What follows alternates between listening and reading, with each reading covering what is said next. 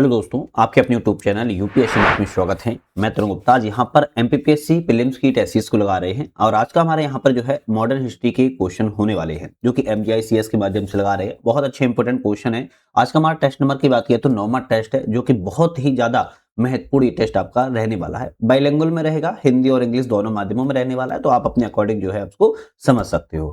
आज के पहले क्वेश्चन की तरफ बढ़ेंगे। पहला क्वेश्चन कहता है निम्नलिखित में से किसे स्वर्ग से जन्मा सेनापति कहा जाता है। अब आधुनिक इतिहास का प्रश्न है और स्वर्ग से जन्मा सेनापति नहीं समझ पाए तो मतलब कि आपने मॉडर्न हिस्ट्री में बहुत कुछ छोड़ दिया।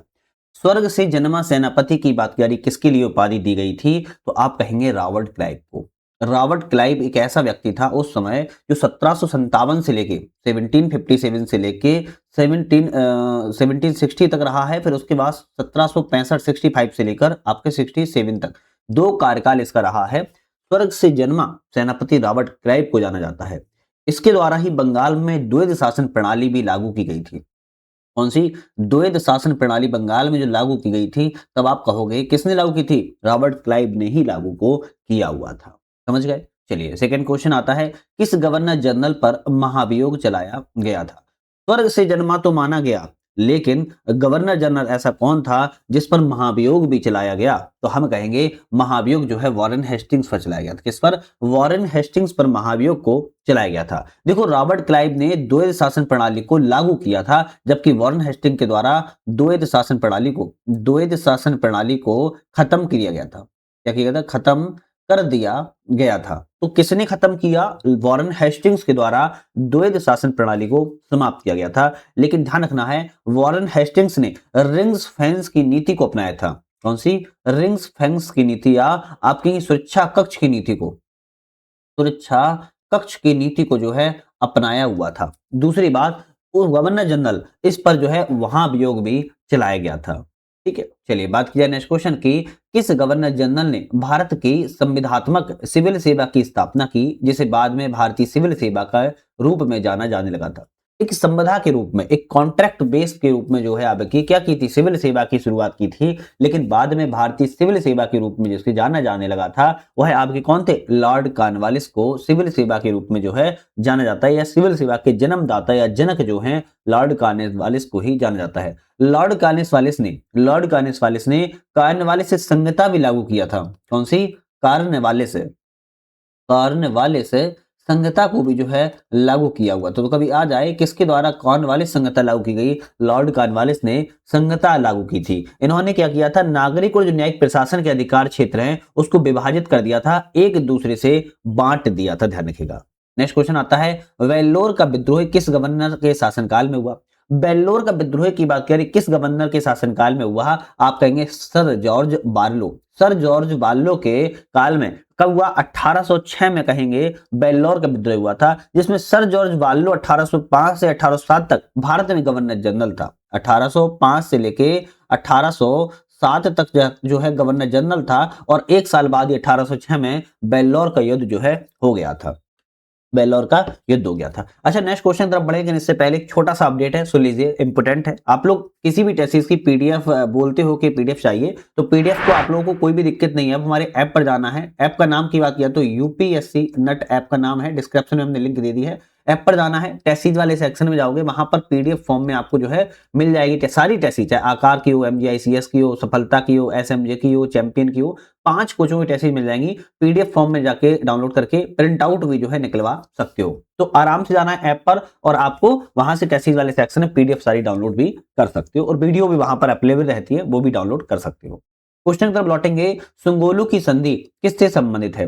सुंगोलू की संधि की बात की है तो 1814, याद मुझे आ रहा है 1814 1816 के बीच में सुंगोलू की संधि हुई थी, और यह आंग्ल नेपाल के बीच में हुई थी। किसके, आंग्ल नेपाल के बीच में आपकी सुंगोलू की संधि की गई थी। आंग्ल नेपाल युद्ध जो है सुंगोलू की संधि से संबंधित है।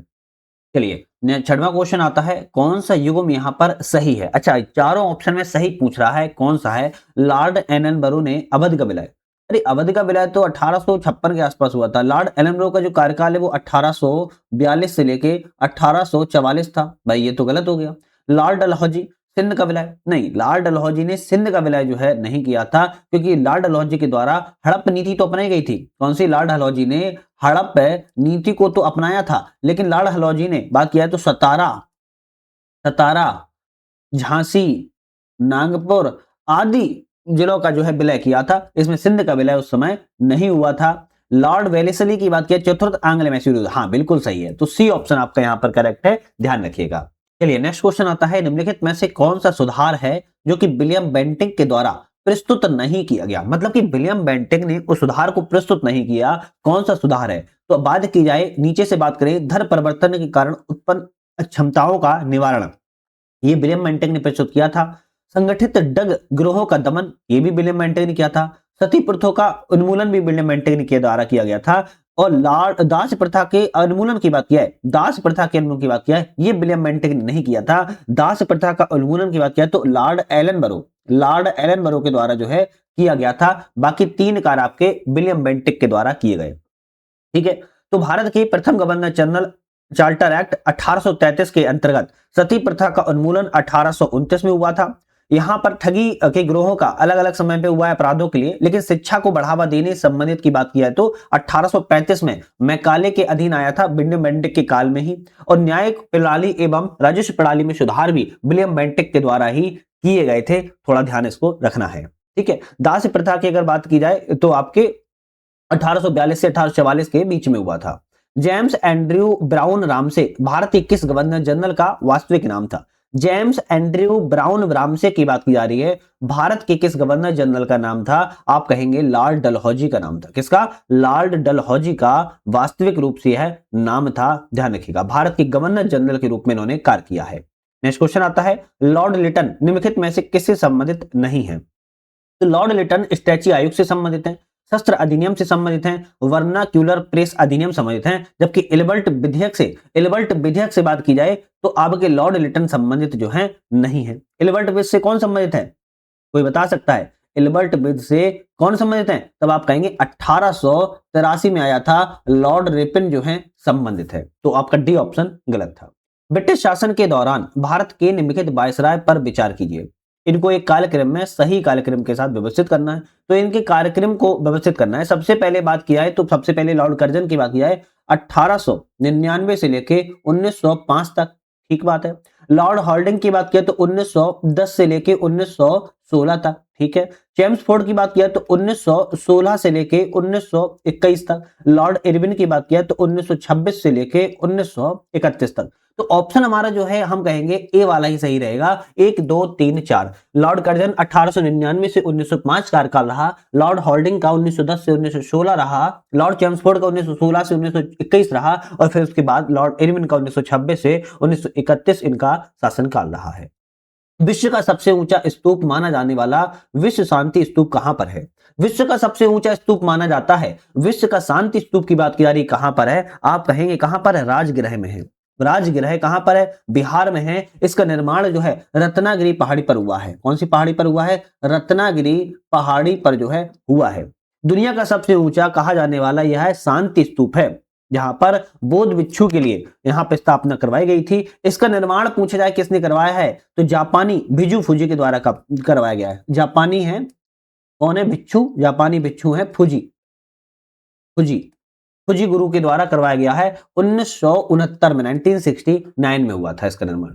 लिंगराज मंदिर कहां पर है? लिंगराज मंदिर की बात की जाए तो आप कहेंगे भुवनेश्वर में है। भुवनेश्वर बोले तो उड़ीसा राज्य में आपका लिंगराज जो है मंदिर स्थित है, ध्यान रखिएगा। हालांकि बहुत सारे मंदिर है भारत में, जैसे काशी विश्वनाथ मंदिर हो गया, वाराणसी में, सोमनाथ मंदिर गुजरात में, जगन्नाथ मंदिर भी पूरी उड़ीसा में है, रामा स्वामी नाथना मंदिर तमिलनाडु में, बहुत सारे मंदिर हैं।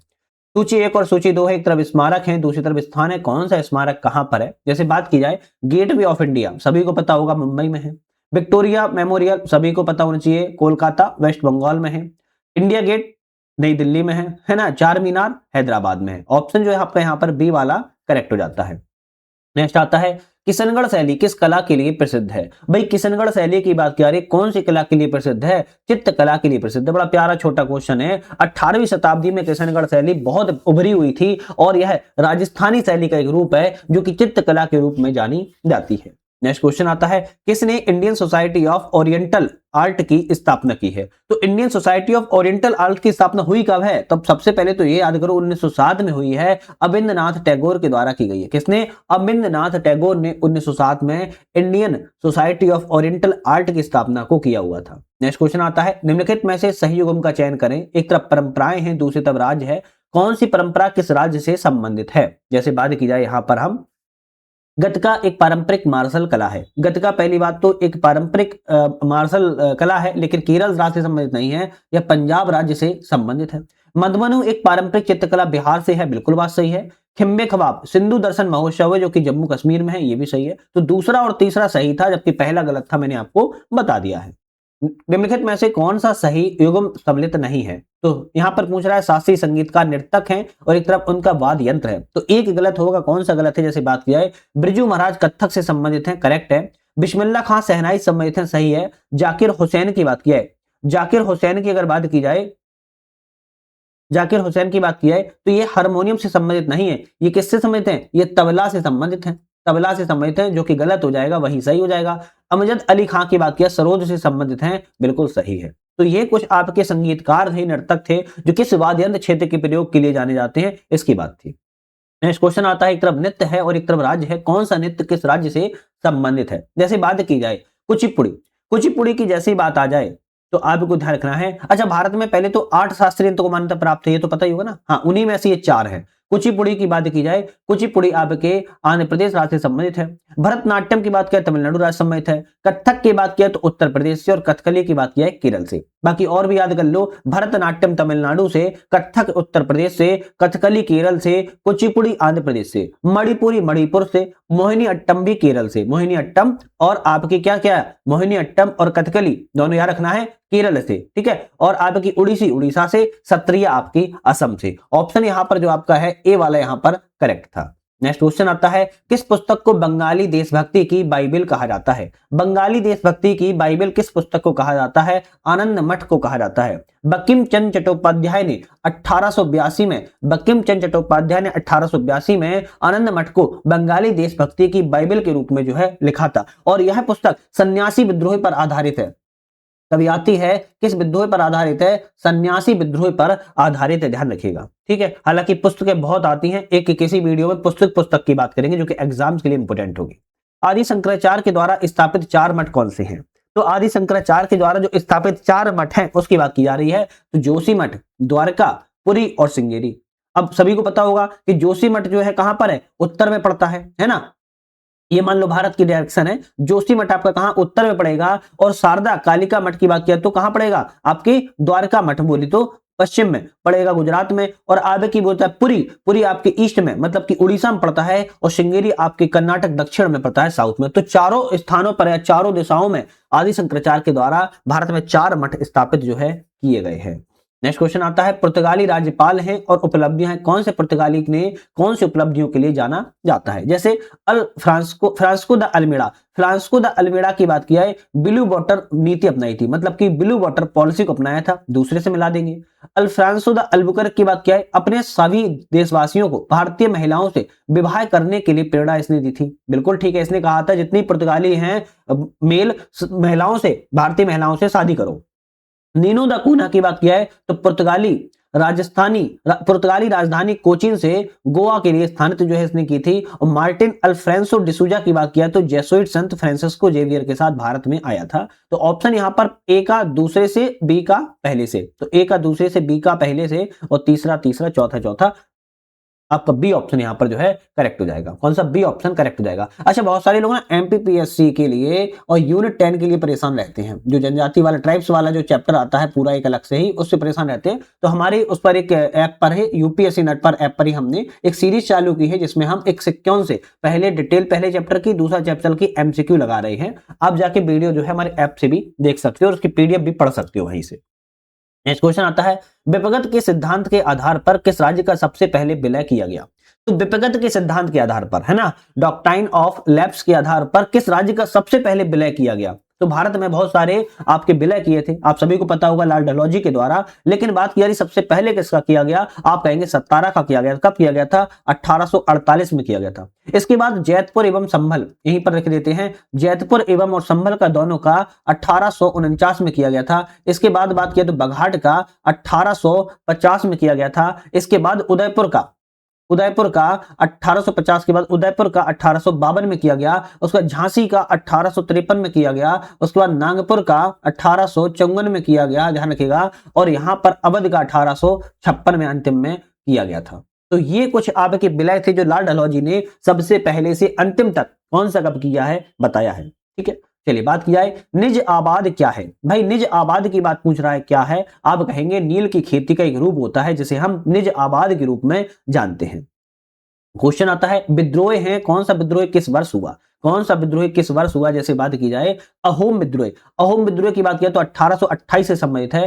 कोल विद्रोह 1831 से 1832 से संबंधित है। संताल विद्रोह 1855 से 1856 के लिए जाना जाता है। मोपला 1921 के लिए जाना जाता है ना। अब सभी के अलग अलग आपके बोल रहे हैं नेतृत्वकर्ता, तो इनकी कोई ना कोई क्वेश्चन आएगा तो उस पर ही बात करेंगे। ऑप्शन जो है चौथा वाला यहां पर जो है ठीक है। जैसे अब चलो बात कर लेते हैं, अहोम की बात की 1828 में गोमधर कुंवर से संबंधित है, तो यहां पर कुंवर से संबंधित है। यहां पर बात की जाए आपकी कोल विद्रोह की, कोल विद्रोह आपके बुद्धो भगत एवं जोआ भगत से संबंधित है, तो बुद्धो भगत एवं जोआ भगत से जो है संबंधित है। संथाल विद्रोह की बात किया तो सिद्धू एवं कानू संबंधित, किससे, सिद्धू एवं कानन से जो है, कानू से संबंधित है। और आपकी बात की मोपला विद्रोह तो आपके वीर वरियाम कुन्नाथ, अली मुसलियार और कुंजहाम हाजी से संबंधित है। तो हाजी से ज्यादातर लोगों को याद करना होगा इससे। नेक्स्ट क्वेश्चन आता है 1857 की क्रांति के संबंध में विचार कीजिए, कौन सा ऑप्शन यहां पर सही है। 1857 की क्रांति के संदर्भ में कौन से ऑप्शन सही है। 1857 के विद्रोह में बहादुर शाह जफर को भारतीयों ने अपना राजनीतिक नेता घोषित किया था, बिल्कुल सही है। झांसी की रानी लक्ष्मीबाई ने ग्वालियर में तात्या टोपे के साथ मिलकर अंग्रेजों से युद्ध किया था, ये भी बात ठीक बात है। बिहार में इस विद्रोह का नेतृत्व नाना साहब ने किया था।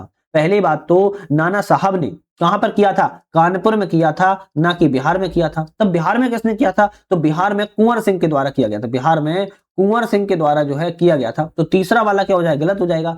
अवध क्षेत्र में विद्रोह का नेतृत्व बेगम हजरत महल ने किया था, बिल्कुल सही है। तो 1 2 4 सही है, तो ऑप्शन हमारा सी वाला करेक्ट हो जाएगा, जबकि तीसरा ऑप्शन यहां पर गलत था। दिल्ली में बहादुर शाह ने, कानपुर में नाना साहब ने, झांसी में रानी लक्ष्मीबाई ने, अवध में बेगम हजरत महल ने, बिहार में कुंवर सिंह ने, फैजाबाद में मौलवी अहमदुल्ला शाह के द्वारा जो है आपके विद्रोह का नेतृत्व किया गया था।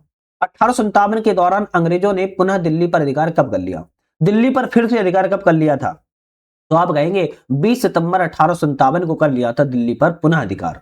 ठीक है, चलिए 1857 के विद्रोह के बाद अपनी मातृभूमि की स्वतंत्रता के लिए लड़ने वाली पहली भारतीय महिला क्रांतिकारी कौन थी। पहली भारतीय महिला क्रांतिकारी की बात की जा रही है, मैडम भीकाजी कामा थी। इन्हें क्रांतिकारियों की मां कहा जाता है, ध्यान रखिएगा। मैडम भीकाजी कामा क्रांतिकारी थी, ध्यान रखना है। और इन्होंने विदेशों से भी बहुत ज्यादा प्रचार प्रसार जो है किया हुआ था।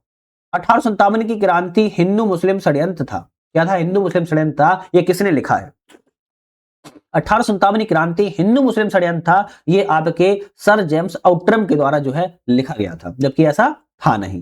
कारखाना अधिनियम जिसमें बच्चे और महिलाओं के कार्य घंटों को सीमित करने की मांग की गई, किस वर्ष पारित किया गया था।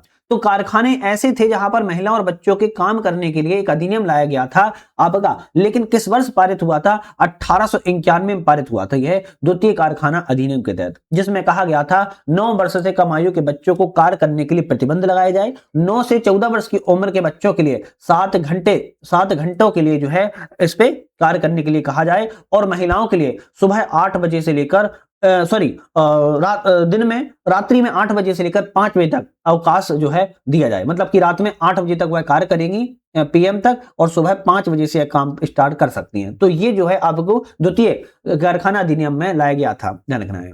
कौन सा स्वामी दयानंद के उपदेशों का हिस्सा नहीं है, स्वामी दयानंद के उपदेशों का हिस्सा कौन सा नहीं है। वेदों को अमोद और ईश्वर द्वारा स्वयं रचित ग्रंथ माना है, बिल्कुल बात ठीक है, इन्होंने वेदों को बहुत महत्वपूर्ण माना है। ठीक है, उन्होंने पुराणों को पूर्णतः गलत शिक्षा का साधन माना है, बिल्कुल बात ठीक है ना। उन्होंने मूर्ति पूजा का प्रेरित किया, नहीं, इन्होंने मूर्ति पूजा को प्रेरित जो है नहीं किया है, ये हिस्सा नहीं था। उन्होंने पाश्चात्य विज्ञान के अध्ययन का समर्थन किया हुआ है, हम कहेंगे ये भी बात ठीक है। तो यहां पर ध्यान रखिएगा, वेदों की ओर लौटो का इन्होंने नारा दिया था। सबसे इंपॉर्टेंट इनका एक कथन है, वेदों की ओर लौटो। क्या कहा था? वेदों की ओर जो है लौटो का इन्होंने जो है नारा जो है दिया हुआ था। मूर्ति पूजा का इन्होंने प्रेरित जो है नहीं किया था। मूर्ति पूजा को प्रेरित जो है नहीं किया था, इनके द्वारा नहीं किया गया था। इस वर्ष अंग्रेजों के द्वारा शस्त्र अधिनियम और देसी प्रेस अधिनियम वर्नाक्यूलर प्रेस एक्ट पारित किया गया था। तो किस वर्ष किया गया था? तो आप कहेंगे 1878 में। का 1878 में मुंह बंद करने वाला अधिनियम के रूप में जाना जाता है। कभी आ जाए मुंह बंद करने वाला अधिनियम कौन सा है? तो अब आपको क्या कहना है, करना है वर्नाक्यूलर प्रेस एक्ट है, जो कि 1878 में लाया गया था। 1878 में लाया गया था। देसी प्रेस पर क्या किया गया था? मुंह बंद जो है देसी प्रेस पर जो है लाया गया था, ध्यान रखिएगा। नेक्स्ट क्वेश्चन की बात किया है, किस वर्ष महिलाओं ने पहली बार भारतीय राष्ट्रीय कांग्रेस की कार्रवाई में भागीदारी की? ऐसा कौन सा वर्ष था जब महिलाओं ने पहली बार भारतीय राष्ट्रीय कांग्रेस की भागीदारी कार्रवाई में भाग ली थी? आप कहेंगे इलाहाबाद में ली थी, 1889 में। इलाहाबाद में 1889 में कांग्रेस का चौथा ये आपका अधिवेशन हुआ था, उस समय सबसे पहले ली गई थी। इस समय अध्यक्ष कौन बनी थी? जॉर्ज यूले को बनाया गया था। किसको? जॉर्ज यूल को जो है, या यूले या यूल को जो है बनाया गया था। नेक्स्ट आता है कि भारतीय राष्ट्रीय कांग्रेस की संस्थापक कौन थे? तो भारतीय राष्ट्रीय कांग्रेस के संस्थापक पूछ रहा है कौन थे, आपका ऑप्शन रहेगा ए ओ ह्यूम थे। कौन थे? ए ओ ह्यूम थे। केवल दूसरा ऑप्शन आपका सही है। भारतीय राष्ट्र की स्थापना कब हुई? 1885 में जो है भारतीय राष्ट्रीय कांग्रेस की स्थापना हुई थी, 28 दिसंबर 1885 को, जिसमें 72 प्रतिनिधियों ने एक साथ भाग लिया हुआ था। भारतीय राष्ट्रवाद का उद्भव इमरजेंस ऑफ इंडियन नेशनलिज्म के द्वारा किसके द्वारा लिखी गई है? भारतीय राष्ट्रवाद का उद्भव जो है किसके द्वारा लिखी गई है? अनिल सील के द्वारा लिखी गई है। अनिल सील ने लिखी हुई है, ध्यान रखिएगा।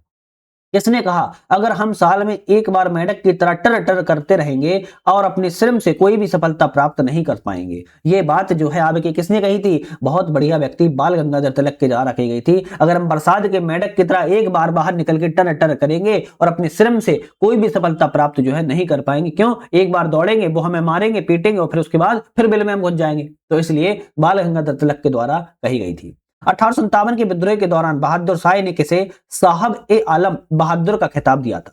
तो साहब ए आलम का बहादुर शाह ने किसे 1857 के दौरान खिताब सौंपा था? आप कहेंगे बख्त खान को सौंपा था। किसको? बख्त खान एक पखनूत था, उसको जो है सौंपा था। यह ईस्ट इंडिया कंपनी में सूबेदार के पद पर जो है कार्य कर रहा था। 1857 के विद्रोह के दिनों में किसने डंका साहे के नाम से जाना जाता है? डंका साहे के नाम से बात की जा रही है। मौलवी अहमदुल्लाह साहे को, मौलवी अहमदुल्लाह साहे को डंका साहे के नाम से जाना जाता है, और यह दक्कन के कुतुब शाही परिवार से संबंधित थे। 1857 के विद्रोह में इन्होंने डंका बजा दिया था फैजाबाद में, जिसके चलते इन्हें डंका साहे के नाम से जाना जाने लगा। कौन सा नगर 1857 के विद्रोह का केंद्र नहीं था? कौन सा केंद्र नहीं था? तब आप कहेंगे आगरा केंद्र नहीं था, जबकि चाहे अयोध्या हो, फैजाबाद, कानपुर हो, दिल्ली हो, सभी आपके 1857 के केंद्र थे, जबकि आगरा कोई भी केंद्र के रूप में नहीं था। नेक्स्ट आता है कि सरदार ऊधम सिंह ने किसकी हत्या की? ऊधम सिंह ने किसकी हत्या की थी? तब आप कहेंगे माइकल ओ डावर की। माइकल ओ डायर की ऊधम सिंह के द्वारा हत्या की गई थी। यही जनरल डायर है जिसने सैकड़ों निहत्थे भारतीयों पर गोलियां चलवा दी थी, जिसका नरसंहार के रूप में याद किया जाता है। कहां? जलियांवाला बाग में, है ना। किस वर्ष बंगाल में दासों के निर्यात पर प्रतिबंध लाया गया था? बंगाल में दासों के निर्यात, जो निर्यात दास की जाते थे, उस पर प्रतिबंध लाया गया था 1789 में। 1789 में दासों पर जो है प्रतिबंध को, निर्यातों पर जो है लगा दिया गया था, ध्यान रखिएगा। चलिए नेक्स्ट क्वेश्चन की बात की जाए। नेक्स्ट क्वेश्चन आता है कि राहुल साकृत्यान असहयोग आंदोलन 1920 के दौरान किस क्षेत्र में सक्रिय थे? राहुल साकृत्यान असहयोग आंदोलन 1920 में किस क्षेत्र में सक्रिय थे? तो आपका ऑप्शन रहेगा छपरा क्षेत्र में। मतलब कि किसकी बात कर रही है? बिहार की बात कर रही है। बिहार के छपरा में ये सबसे ज्यादा क्या थे? आपके एक्टिव थे, सक्रिय तौर पर इन्होंने कार्य किया हुआ था। चोरा चोरी कांड कब हुआ? इंपोर्टेंट क्वेश्चन है, चोरा चोरी कांड कब हुआ? तो चोरा चोरी कांड सबसे पहले तो ये समझो कहां हुआ? उत्तर प्रदेश में हुआ। उत्तर प्रदेश के कहां पर हुआ? तो गोरखपुर जिले के आसपास हुआ था। गोरखपुर में तारीख क्या थी? 4 और 5 फरवरी थी 1922 को। 4-5 फरवरी की रात्रि 1922 को क्या हुआ? चोरा चोरी कांड हुआ। घटना क्या घटित हुई थी? तो घटना घटित हुई थी, किसानों की भीड़ ने पुलिस थाने में आग लगा दी, जिसमें 22 पुलिसकर्मी जो है मारे गए थे। और इस हिंसक दुर्घटना के कारण महात्मा गांधी ने असहयोग आंदोलन को वापस ले लिया था। इसलिए चोरा चोरी कांड जो है इंपोर्टेंट हो जाता है। स्वराज पार्टी की स्थापना किसने की थी? स्वराज पार्टी की स्थापना 1 जनवरी 1923 को हुई थी। कब हुई थी? 1 जनवरी 1923 को स्वराज पार्टी की स्थापना हुई। सी आर दास एवं मोतीलाल नेहरू के द्वारा, सी आर दास एवं चितरंजन दास एवं मोतीलाल नेहरू के द्वारा 1923 में क्या थी, स्वराज्य पार्टी की स्थापना को किया गया था। 1920 में बंबई में आयोजित all India trade union Congress के प्रथम अधिवेशन के अध्यक्ष कौन थे? 1920 में फिर बंबई में all India trade union Congress के प्रथम अधिवेशन के अध्यक्ष की बात की जा रही, कौन थे? लाला लाजपत राय थे। कौन थे? लाला लाजपत राय थे, ध्यान रखिएगा, जिसे हम AITUC भी कहते हैं, है ना। 1920 में इसकी जो है स्थापना बॉम्बे में की गई थी, वर्तमान में आज मुंबई कहते हैं, लाला लाजपत राय। निम्नलिखित घटनाओं पर कार्यक्रम के रूप में व्यवस्थित कीजिए, मतलब इन घटनाओं को व्यवस्थित करना है। सबसे पहले गदर पार्टी की स्थापना की बात किया तो 1913 में की गई थी। चटगांव शस्त्रागार की स्थापना की बात की जाए 1930 से संबंधित है। इंडियन इंडिपेंडेंस कमेटी की स्थापना की बात किया तो 1915 संबंधित है। असेंबली में, सेंट्रल असेंबली में जो बम कांड हुआ था वो 1929 से संबंधित है।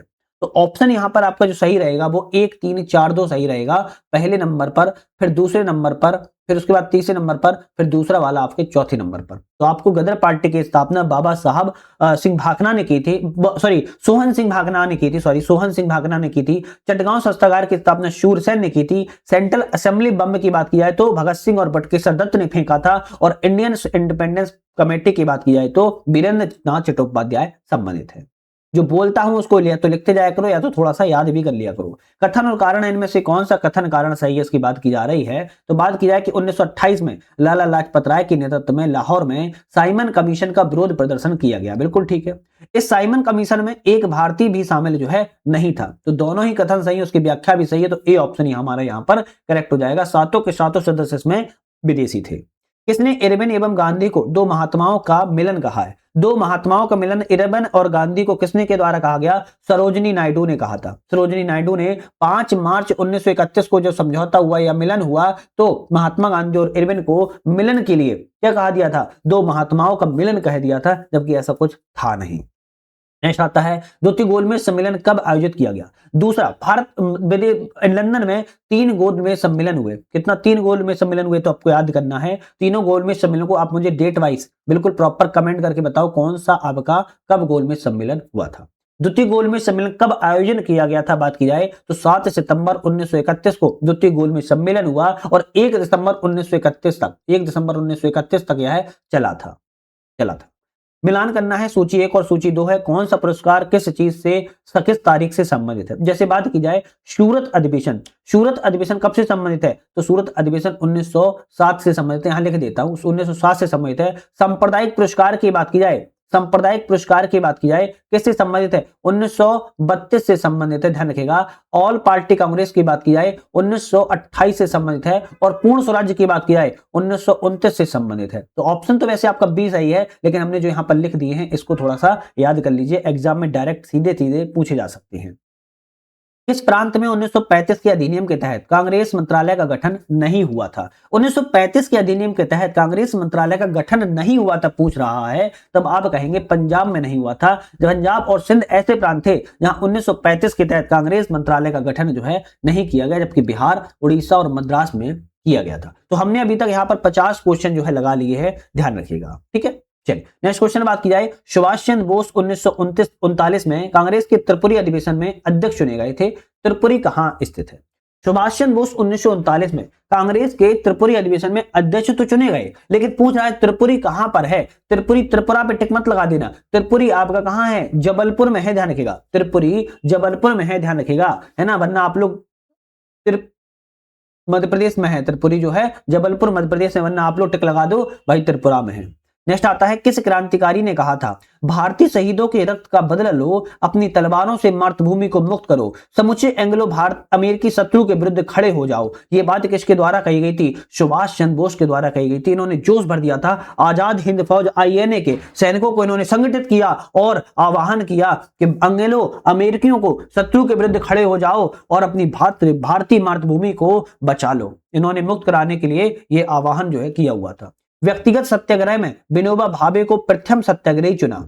द्वितीय सत्याग्रही कौन थे? देखो, व्यक्तिगत सत्याग्रह में प्रथम सत्याग्रही विनोबा भावे को चुना गया, बिल्कुल बात ठीक है, लेकिन पूछ रहा है दूसरे सत्याग्रही कौन थे? तो कहेंगे पंडित जवाहरलाल नेहरू थे। दूसरे सत्याग्रही के रूप में पंडित जवाहरलाल नेहरू को जाना जाता है। वहीं तीसरे सत्याग्रही कभी आ जाए ये भी क्वेश्चन आ सकता है, तीसरे सत्याग्रही कौन थे, तब आप क्या कहोगे, तीसरे सत्याग्रही अक्सर लोगों को नहीं पता है, ब्रह्मादत्त थे। कौन थे, ब्रह्मादत्त को तीसरे सत्याग्रही के रूप में जाना जाता है। और व्यक्तिगत सत्याग्रह की बात कब हुआ था, 1940 से 17 अक्टूबर 1940 से आपका प्रारंभ हुआ था, महात्मा गांधी के नेतृत्व में हुआ था। क्रिप्स मिशन भारत में कब आया, क्रिप्स मिशन भारत में 1942 में, अरे आप लोगों से पूछ लेते है ना, क्रिप्स मिशन भारत में कब आया था, 1942 में, 30 मार्च 1942 को स्टेपफोर्ड क्रिप्स की अध्यक्षता में क्रिप्स मिशन जो है भारत में आया था। नेक्स्ट क्वेश्चन की तरफ बढ़ते हैं, भारत छोड़ो प्रस्ताव 1942 में बंबई सत्र किसने प्रस्तुत किया, भारत छोड़ो प्रस्ताव 1942 बंबई सत्र पूछ रहा है किसके द्वारा प्रस्तुत किया गया, सबसे पहले तो प्रस्तुत किसने किया, जवाहरलाल नेहरू के द्वारा प्रस्तुत किया गया। प्रस्ताव का समर्थन करने वाले कौन थे, तो अब आप कहेंगे समर्थन जो है आपके सरदार पटेल के द्वारा, सरदार वल्लभ भाई पटेल के द्वारा जो है आपका समर्थन दिया गया था। और बंबई सत्र 1942 में भारत छोड़ो प्रस्ताव जवाहरलाल नेहरू ने प्रस्तुत किया था, जिसमें महात्मा गांधी ने आह्वान किया था, करो या मरो, करो या मरो का महात्मा गांधी के द्वारा आह्वान दिया गया था। निम्नलिखित में से कैबिनेट मिशन का सदस्य नहीं था, कैबिनेट मिशन का सदस्य कौन नहीं था, सबसे पहले तो 3 व्यक्ति कौन थे इसको याद कर लो, तो पैंथिक लॉरेंस, स्टेफर्ड क्रिप्स और एवी अलेक्जेंडर, ये तीनों व्यक्ति आपके कैबिनेट मिशन से संबंधित हैं, जबकि बेबल संबंधित नहीं है, तो बी ऑप्शन आपका गलत है। ठीक है, चलिए नेक्स्ट क्वेश्चन आता है, जवाहरलाल नेहरू के नेतृत्व में अंतरिम सरकार का गठन जो है कब हुआ था, जवाहरलाल नेहरू के नेतृत्व में अंतरिम सरकार के गठन की बात की जाए कब हुआ, तो 2 सितंबर 1946 को हुआ था। कब हुआ था, 2 सितंबर 1946 को हुआ था, जिसका नेतृत्व खुद जवाहरलाल नेहरू ने किया था। भारत को ब्रिटिश शासन से स्वतंत्रता की ओर ले जाने का और नए संविधान का निर्माण करने के लिए इन्होंने बात रखी थी। बात की जाए ब्रिटिश संसद ने भारतीय स्वतंत्रता अधिनियम कब पारित किया, तो ब्रिटिश संसद के द्वारा भारतीय स्वतंत्रता अधिनियम कब पारित किया गया, 18 जुलाई 1947 को पारित जो है किया गया था। ये इंपॉर्टेंट है, इसमें क्या हुआ था, 2 स्वतंत्र डोमिनियन सामने आए थे, एक भारत दूसरा पाकिस्तान, ये दोनों जो है आपके 2 डोमिनियन सामने आए थे। जब 15 अगस्त 1947 को स्वतंत्रता मिली, पाकिस्तान का गठन 14 अगस्त 1947 को बनाया गया, भारत को 15 अगस्त 1947 को स्वतंत्रता प्राप्त हो गई थी, मतलब कि एक दिन बाद ही बनाया गया था।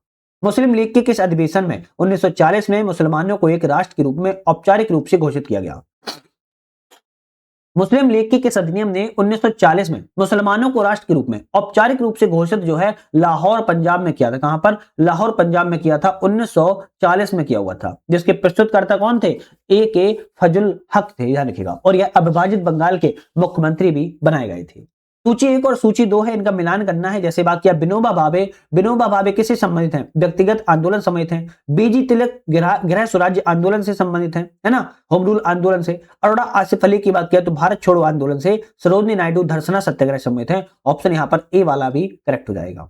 नेक्स्ट क्वेश्चन की बात की जाए, भारतीय राष्ट्रीय कांग्रेस के गठन के संबंध में कौन सा कथन सही है, तो भारतीय राष्ट्रीय कांग्रेस के गठन के बारे में पूछ रहा है कौन सा सही है। भारतीय राष्ट्रीय कांग्रेस की स्थापना 1885 में बंबई में की गई थी, अभी हमने बताया भी था, जिसको कि ए.ओ. ह्यूम से संबंधित है। डब्ल्यू.सी. बनर्जी भारतीय राष्ट्रीय कांग्रेस के प्रथम अध्यक्ष थे, तो हम कहेंगे भाई ये भी ठीक है, आपके डब्ल्यू.सी. बनर्जी मतलब भीमेश चंद्र बनर्जी थे भारतीय राष्ट्रीय कांग्रेस के पहले अध्यक्ष थे, ध्यान रखिएगा। तो 1 और 2 दोनों सही है, तो सी ऑप्शन यहाँ पर हमारा करेक्ट हो जाता है। नेक्स्ट क्वेश्चन की बात की जाए, वे कौन थे जिन्होंने मैजनी, गैरिबॉल्डी, शिवाजी, श्री कृष्ण की जीवनी लिखी और अमेरिका में कुछ समय के लिए रहे तथा वे केंद्रीय सभा के सदस्य भी निर्वाचित किए गए थे, तो ये कौन से व्यक्ति थे, आप कहेंगे लाला लाजपत राय ये संबंधित थे। कौन थे, लाला लाजपत राय संबंधित थे। इनके द्वारा 2 पुस्तकें भी लिखी गई हैं, a unhappy India, the story of my deportation, इन्होंने 2 पुस्तकों को भी लिखा हुआ है। देखो फिर से आप लोगों से कह रहे हैं, पीडीएफ वगैरह अगर आपको टेस्ट सीरीज की डाउनलोड करना है तो हमारे ऐप से डाउनलोड कर लेना, यूपीएससी नेट ऐप है, जहां पर आपको टेस्ट सीरीज वाले सेक्शन में आपको पीडीएफ मिल जाती है और पीडीएफ का आप प्रिंट आउट भी निकला सकते हो। जितनी भी टेस्ट सीरीज हम लगवा रहे हैं सारी टेस्ट सीरीज की पीडीएफ आपको वहीं पर मिल जाती है। ठीक है, यूनिट 10 भी ऐप पर ही चल रही है, उसको भी यूनिट 10 को भी ऐप पर देख सकते हो। निम्नलिखित कथनों पर विचार करें और नीचे दिए गए कूट का चयन कीजिए। कूट का विचार करना, चयन करना है। भारतीय राष्ट्रीय कांग्रेस का प्रथम अधिवेशन कलकत्ता में हुआ, तो पहला अधिवेशन आपको बताया था मुंबई में हुआ था, कहां पर, मुंबई में हुआ था, ना कि कलकत्ता में हुआ था, तो पहला गलत हो गया। भारतीय राष्ट्रीय कांग्रेस का दूसरा अधिवेशन दादा भाई नौरोजी की अध्यक्षता में हुआ, बिल्कुल बात ठीक है। भारतीय राष्ट्रीय कांग्रेस और मुस्लिम लीग दोनों ने 1916 में लखनऊ में एक अधिवेशन के लिए लखनऊ समझौता जो है संपन्न किया था। कांग्रेस और मुस्लिम लीग के बीच में लखनऊ में एक समझौता हुआ था 1916 में, ये भी सही है। तो दूसरा और तीसरा सही, जबकि पहला ऑप्शन यहां पर आपका गलत था, ध्यान रखिएगा। ठीक है, चलिए बात की जाए, किसने कहा Tilak is the father of Indian unrest? Tilak is the father of Indian unrest जो है किसके द्वारा कहा गया? आप कहेंगे बी चिरोल के द्वारा कहा गया। बी चिरोल ने अपनी पुस्तक 1910 में कहा था।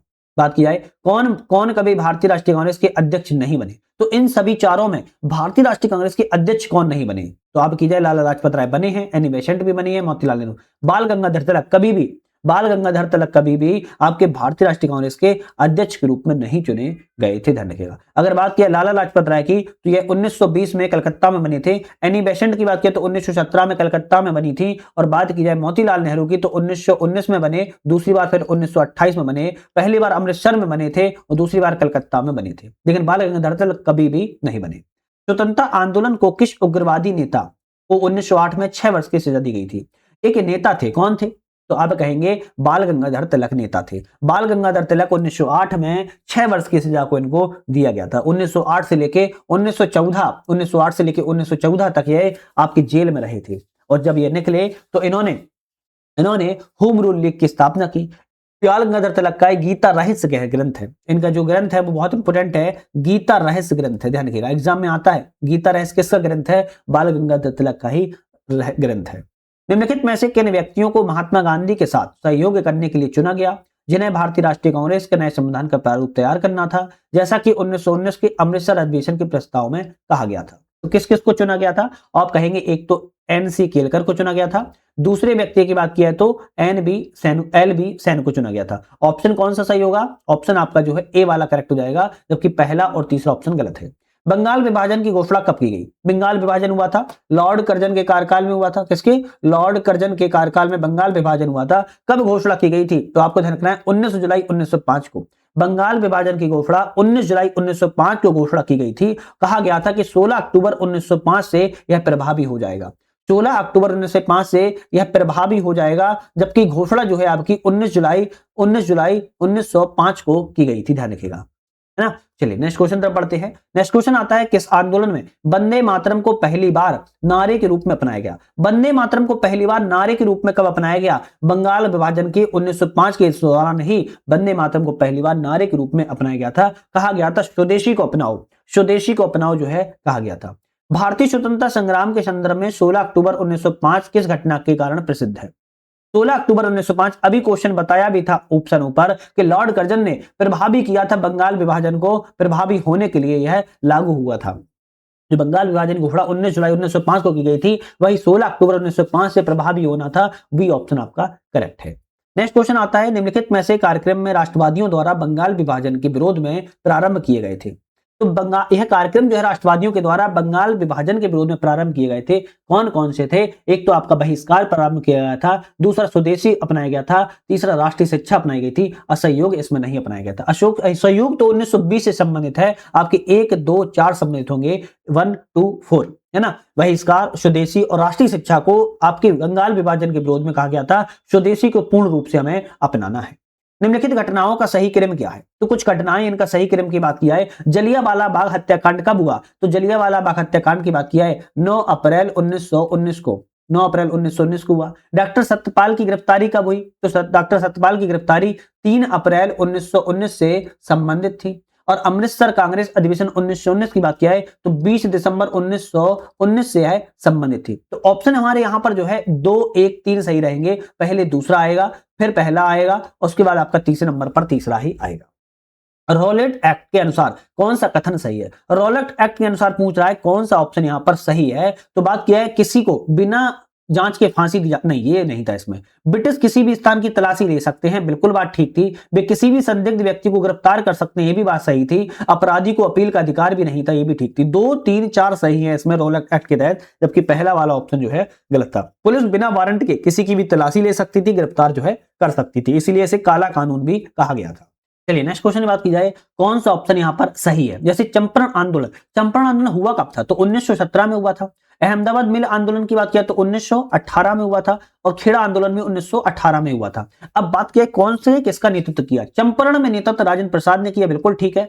अहमदाबाद में अरे मोरारजी देसाई ने नहीं किया था, यहां पर महात्मा गांधी ने, किसने, महात्मा गांधी के द्वारा अहमदाबाद मिल में आंदोलन का नेतृत्व किया गया था और खेड़ा आंदोलन का नेतृत्व जो है वल्लभ भाई पटेल ने किया। तो पहला और तीसरा सही है, जबकि दूसरा वाला ऑप्शन गलत था। चंपारण में राजेंद्र प्रसाद ने 1917 में, अहमदाबाद मिल आंदोलन 1918 में महात्मा गांधी सम्मिलित हैं, खेड़ा आंदोलन 1918 में हुआ, वल्लभ भाई पटेल जो है संबंधित थे। किस वर्ष हिंदुस्तान रिपब्लिक एसोसिएशन की स्थापना हुई, हिंदुस्तान रिपब्लिक एसोसिएशन की स्थापना की बात की जा रही है, अक्टूबर 1924 में कानपुर में हुई थी। कहां पर हुई थी, सबसे पहले तो यह भी याद रखो कानपुर में की गई थी। और इसमें इससे कौन कौन संबंधित हैं, तो सचिंद्र नाथ सन्याल, राम प्रसाद बिस्मिल, योगेश चंद्र चटर्जी एवं चंद्रशेखर आजाद जो है संबंधित है। इससे भगत सिंह संबंधित नहीं है। तो HRA की स्थापना की बात की जाए, HRA की स्थापना की बात की जाए 1924 में जो है की गई थी कानपुर में। भारत की स्वतंत्रता संग्राम के दौरान घटित कुछ घटनाएं हैं, इनको एक कालक्रम में व्यवस्थित कीजिए। जैसे सबसे पहले सूरत दिख रहा है, सूरत का विभाजन 1907 में हुआ। पार्लियामेंट सुधार अधिनियम 1909 में आया। इसके बाद होम रूल आंदोलन की बात किया तो 1916 संबंधित है। उसका खेड़ा सत्याग्रह की बात किया है तो 1918 जो है संबंधित है। अब प्रॉपर अलग अलग क्वेश्चन हम बात कर चुके हैं, तो ऑप्शन हम कहेंगे 2, 4, 1, 3 जो है सही है। निम्नलिखित में से किन समाचार पत्रों के माध्यम से एनी बेसेंट ने होम रूल आंदोलन के बारे में विचार किया था, तो होम रूल आंदोलन के बारे में विचार किसमें दिया था, तब आप कहेंगे एक तो न्यू इंडिया, किसमें, न्यू इंडिया में दिया था। दूसरा किसमें दिया था, दूसरा बात की जाए तो कॉमनवेल्थ में दिया हुआ था, दूसरा आपका कॉमनवेल्थ में दिया हुआ था और आपके न्यू इंडिया में दिया था। पहला और दूसरा ऑप्शन यहां पर आपका सही है, जबकि ये तीसरा और चौथा ऑप्शन यहां पर गलत है। भारतीय राष्ट्रीय कांग्रेस एवं मुस्लिम लीग ने संयुक्त रूप से राजनीतिक सुधारों की योजना किस समझौते के माध्यम से प्रस्तुत की।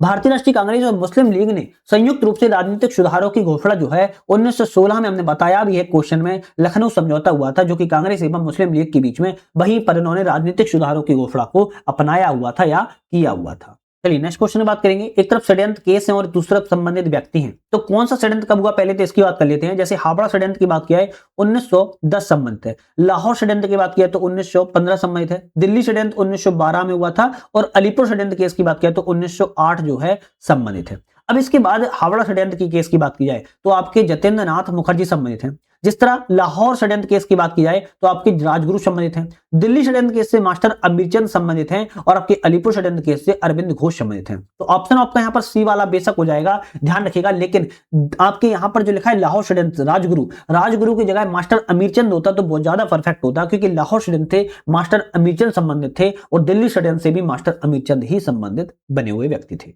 नेक्स्ट आता है कि हार्डिंग बम कांड में कौन क्रांतिकारी शामिल नहीं था।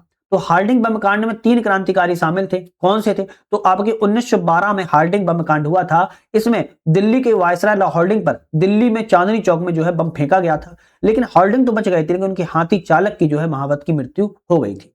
अब इसमें कौन कौन शामिल था, मास्टर अमीरचंद शामिल थे, भाई बाल मुकुंद और अवध बिहारी, जबकि भगवती चरण बोहरा थे तो क्रांतिकारी, लेकिन ये हार्डिंग बम कांड से संबंधित जो है उस समय नहीं थे। ब्रह्म समाज किस सिद्धांत पर आधारित है, ब्रह्म समाज की बात की जा रही है, एकेश्वरवाद पर जो है आधारित है, मोनोथिज्म पर आधारित है। ये आपका जो है ब्रह्म समाज एकेश्वरवाद पर आधारित है। इसकी स्थापना 1828 में राजा राम मोहन राय ने की थी, राजा राम मोहन राय के द्वारा जो है की गई थी, ध्यान रखिएगा, ठीक है। बात की जाए निम्नलिखित कथनों पर विचार कीजिए और सही उत्तर का चयन करना है। कथनों पर विचार कर लेते हैं कौन कौन से सही हैं। अलीगढ़ साइंटिफिक सोसाइटी की स्थापना जाकिर हुसैन ने 1878 में की, तो अलीगढ़ साइंटिफिक सोसाइटी की स्थापना पहली बात तो 1864 में की गई थी, अलीगढ़ में की गई थी, ठीक है, जाकिर हुसैन ने नहीं की थी, सर सैयद अहमद खान के द्वारा की गई थी। किसने, सर सैयद अहमद खान के द्वारा की गई थी। दूसरा आता है प्रार्थना समाज की स्थापना 1867 में की गई, बिल्कुल बात ठीक है, आत्मारंग पांडुरंग ने बॉम्बे में की हुई थी, करेक्ट है। परमहंस मंडली की स्थापना 1849 में की गई थी, बिल्कुल बात ठीक है, परमहंस मंडली की स्थापना 1849 में की गई थी, ये तो सही है ना, हाँ ये सही है। और बॉम्बे महाराष्ट्र में की गई थी, पांडुरंग के द्वारा की गई थी, बिल्कुल ठीक है। मानव धर्म सभा की स्थापना 1846 में नहीं की गई थी, मानव धर्म सभा की स्थापना 1844 में सूरत में की गई थी और मेहताजी दुर्गाराम मंछाराम के द्वारा की गई थी। तो पहला और चौथा ऑप्शन गलत है, दूसरा और तीसरा सही है, दूसरे डी वाले पे टिक करेंगे। भारत का मार्टिन लूथर किसे कहा जाता है, तो भारत का मार्टिन लूथर किसे कहा जाता है, आप कहेंगे स्वामी दयानंद सरस्वती को कहा जाता है। स्वामी दयानंद सरस्वती ने आर्य समाज की स्थापना 1875 में की थी। किसकी? आर्य समाज की स्थापना 1875 में की थी। वेदों की ओर लौटो का नारा दिया था। स्वराज्य स्वशासन की इन्होंने मांग उठाई थी। भारत का मार्टिन लूथर स्वामी दयानंद सरस्वती को कहा जाता है।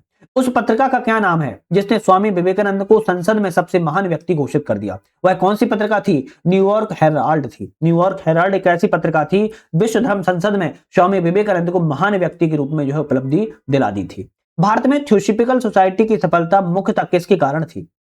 थियोसॉफिकल सोसाइटी की सफलता की बात की जा रही है, किसके कारण सबसे ज्यादा जानी जाती थी? एनी बेसेंट के कारण जानी जाती थी। किसके? एनी बेसेंट के कारण जो है जानी जाती थी।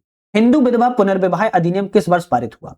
हिंदू विधवा पुनर्विवाह अधिनियम की बात किया है 1856 में पारित हुआ था। 16 जुलाई 1856 को हिंदी विधवाओं के लिए पुनर्विवाह जो है अधिनियम को वैध बना दिया गया था। मेरे पास ईश्वर के बारे में सोचने का समय नहीं है क्योंकि इस धरती पर अभी बहुत काम करना बाकी है। यह कथन किसका है? सोच रहे हो ऐसे व्यक्ति हैं जो कह रहे हैं कि मेरे पास ईश्वर के बारे में सोचने तक का समय नहीं है और मेरी धरती पर अभी बहुत काम करना बाकी है। ये कथन ईश्वर चंद्र विद्यासागर के द्वारा कहे गए थे। इनके नाम में ही ईश्वर लगा था और ये ईश्वर को याद जो है नहीं करते थे जब तक कि धरती पर सब काम इनके अनुसार नहीं हो जाते हैं। समाज स्वास्थ्य पत्रिका किसने शुरू की? समाज स्वास्थ्य पत्रिका की बात की जा रही है, किसके द्वारा शुरू की गई? आर डी कर्वे के द्वारा, माफी चाहता हूं, आर डी कर्वे एवं रघुनाथ ने दोनों ने मिलकर समाज स्वास्थ्य पत्रिका को जो है जारी किया हुआ था। सत्यशोधक आंदोलन की मुख्य विशेषता क्या थी? इंपोर्टेंट क्वेश्चन है। सत्यशोधक आंदोलन की मुख्य विशेषता क्या थी? तो आप कहेंगे परिवर्तन आंदोलन में जाति आधारित आंदोलन, सक्रिय आंदोलन, क्रांतिकारी आंदोलन। सत्यशोधक आंदोलन चारों ही रूपों में सही है, डी ऑप्शन रहेगा क्योंकि सभी ऑप्शन सही हैं। 1873 में महाराष्ट्र में ज्योतिबा फूले के द्वारा, ध्यान रखिएगा, ज्योतिबा राव फूले के द्वारा जो है 1873 में महाराष्ट्र में ज्योतिबा फूले के द्वारा सत्यशोधक समाज की स्थापना की गई थी। निम्न जातियों और महिलाओं के उत्पीड़न को मुक्त कराने के लिए सबसे ज्यादा इस सत्यशोधक समाज को जाना जाता है। इस संगठन की स्थापना 1927 में हुई। इसकी अध्यक्ष डॉक्टर अंबेडकर थे। इसकी गतिविधियों में दलित और गैर दलित बीच सहबोध शामिल था। कौन शामिल है? तो हम कहेंगे ये जो स्थापना है किसके लिए कही जा रही है? समता समाज संघ के लिए की जा रही है। समाज समता संघ के लिए की जा रही है। इसकी स्थापना 1927 में हुई थी। जिसकी स्थापना अध्यक्ष जो है डॉक्टर BR अम्बेडकर थे। ध्यान रखिएगा, जिसमें दलितों और गैर जातियों के बीच में सहबोज होने के लिए शामिल जो है किया जा रहा था। तमिलनाडु में आत्मसम्मान आंदोलन किसके द्वारा शुरू किया गया? तमिलनाडु में हुआ था आत्मसम्मान आंदोलन। कब हुआ? तो सबसे पहले तो ये याद करो 1925 में हुआ था। तो EV रामास्वामी नायकर के द्वारा किया गया था। EV रामास्वामी नायकर पेरियार के द्वारा तमिलनाडु में आत्मसम्मान आंदोलन हुआ था, जिसे द्रविड़ आंदोलन भी कहलाता है, जिसे द्रविड़ आंदोलन के रूप में भी जो है जाना जाता है। ध्यान रखिएगा। संयुक्त प्रांत उत्तर प्रदेश में देवबंद आंदोलन किस वर्ष शुरू हुआ? देवबंद आंदोलन की बात की जा रही है कि उत्तर प्रदेश के संयुक्त प्रांत में शुरू हुआ था। किस वर्ष शुरू हुआ था? 1866 में शुरू हुआ था। 1866 में उत्तर प्रदेश के वर्तमान के सहारनपुर जिले में आपके मोहम्मद कासिम नानोतवी एवं राशिद अहमद गंगोही के द्वारा आपके देवबंद आंदोलन की शुरुआत 1866 में अब की गई थी, जिसका स्थान देवबंद आंदोलन है। ध्यान रखिएगा। सूची है, एक तरफ सूची 1 और तरफ सूची 2 है, मिलाना है। जैसे अलीगढ़ आंदोलन की बात की जाए, कौन सम्मानित है? सर सैयद अहमद खान सम्मानित है।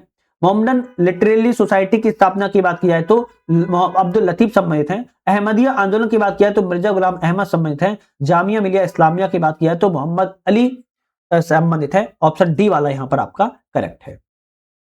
चलिए नेक्स्ट क्वेश्चन की बात करेंगे कि शुरुआत, मतलब कौन से आंदोलन की शुरुआत 1920 में गुरुद्वारों के भ्रष्ट महंतों के खिलाफ शुरू की गई थी। गुरुद्वारों में जो भ्रष्ट महंत थे उसके खिलाफ 1920 में अकाली आंदोलन की शुरुआत को जो है किया गया था। गुरुद्वार समिति के लिए शुरुआत की गई थी। सम्मिलित नहीं है, मतलब कि एक तरफ संगठन है और एक तरफ व्यक्ति है। कौन सा यहाँ पर एक सही नहीं है, इसकी बात की जा रही है। जैसे यंग बंगाल मूवमेंट की बात की जाए, young Bengal movement Henry Vivian Derozio सम्मानित है, करेक्ट है। बहिष्कृत हित कारणी सभा की बात की जाए, इससे ज्योतिबा फूले सम्मानित नहीं है, बल्कि इससे डॉक्टर BR अम्बेडकर सम्मानित। कौन है? BR अम्बेडकर जो है सम्मानित है। जो बी ऑप्शन जो है यहाँ पर गलत है। जबकि थियोसॉफिकल सोसाइटी से कर्नल ऑलकॉट सम्मानित, करेक्ट है। यूनाइटेड इंडियन पैट्रियाट से एसोसिएशन से सैयद अहमद खान सम्मानित है, बिल्कुल करेक्ट है। तो बी ऑप्शन आपका यहाँ पर जो है गलत था। कौन सा देसी राज स्टैंड स्टिल पैक्ट के पक्ष में था? तो ऐसा कौन सा देसी राज है जो कि आपके स्टैंड स्टिल पैक्ट के पक्ष में था? आप कहेंगे हैदराबाद राज था। इसके लिए कौन सा चलाया गया था? ऑपरेशन पोलो चलाया गया था। ऑपरेशन भारत सरकार ने पोलो को चलाया था और पोलो के तहत हैदराबाद को 1948 में भारत में मिला लिया गया था, कार्रवाई की गई थी। भारतीय रियासतों के शासकों के विशेषाधिकार और प्रीवी प्रवर्ष कब समाप्त हुआ था? तो आप कहेंगे 1971 में है, पूरी तरीके से जो है समाप्त हो गया था इंदिरा गांधी के शासन काल में। बाकी आए किसके अंतर्गत? रियासतों का विलय पत्र पर हस्ताक्षर करके भारत में विलय की अनुमति जो है दी गई थी। तो आप कहेंगे भारत सरकार अधिनियम 1935 के प्रावधानों के अंतर्गत। सेकेंड लास्ट क्वेश्चन आता है, आंध्र राज्य के गठन के लिए भूख हड़ताल के दौरान किस नेता की मृत्यु के बाद भाषाई पुनर्गठन की मांग तेज हो गई थी? पोट्टू श्री रामलुल्लू। पोट्टू श्री रामलुल्लू की 58 दिनों तक यह उपवास में रहे थे और इनकी हालांकि बाद में 15 दिसंबर 1952 को निधन हो गया था, लेकिन इनकी जब मृत्यु हो गई थी उसके बाद ही भाषाई पुनर्गठन की मांग भी जो है मान ली गई थी। सिक्किम किस वर्ष भारत का 22वां राज्य बना? सिक्किम की बात की जा रही है, 22वें राज्य के रूप में कब बना? तो आप कहेंगे 1975 को, 16 मई 1975 को आपको सिक्किम राज्य की बात की जाए तो 22वें भारतीय राज्य के रूप में जो है चुना गया था। तो आज हमने यहां पर एमजीआई टेसिस के माध्यम से 100 क्वेश्चनों को कवर किया है। आई थिंक आप लोगों को पता होगा ये चैनल आपके एग्जाम्स के लिए इंपॉर्टेंट है। मल्टीपल टेसिस लग रही है, मल्टीपल कोचिंगों की किताबों को हम कवर करा रहे हैं, एक बार जरूर जाके चेकआउट कर लीजिएगा। बाकी हमारा ऐप आ चुका है जिसके हमने नाम बताया यूपीएससी नट है, वहां से आप लोग पीडीएफ वगैरह या टेस्ट सीरीज वगैरह सारी चीजें डाउनलोड कर सकते हो। इस ऐप को हमने डिस्क्रिप्शन में लिंक दे दिया है, वहां से डाउनलोड करके लॉगिन करके कर सकते हो। कोई भी समस्या है तो कॉन्टैक्ट नंबर पर फोन जरूर लगा लीजिएगा। आज के लिए धन्यवाद।